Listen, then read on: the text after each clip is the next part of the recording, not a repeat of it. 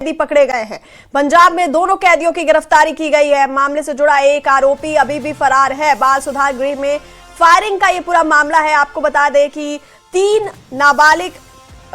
कैदी जो हैं वो फरार हुए थे कल बाल सुधार केंद्र से, जिसके बाद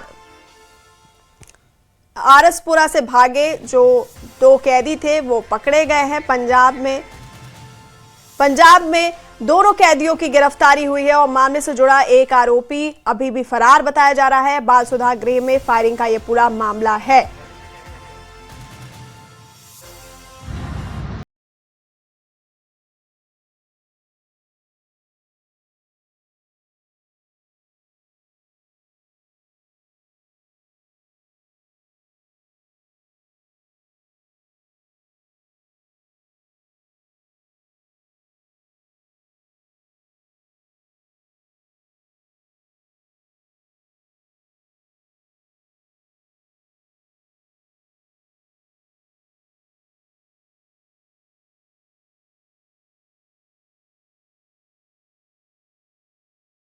आरएसपुरा का रहने वाला करणजीत सिंह अभी भी फरार है।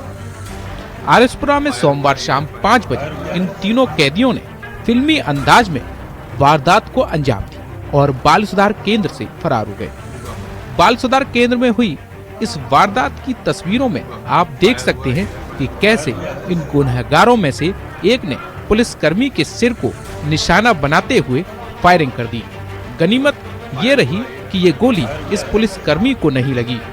इसी दौरान इस कैदी ने दूसरे पुलिसकर्मी को भी गोली मारने की कोशिश की, लेकिन वो इसमें भी कामयाब नहीं रहा। हालांकि इस पूरी घटना में 2 पुलिस वाले जख्मी हो गए।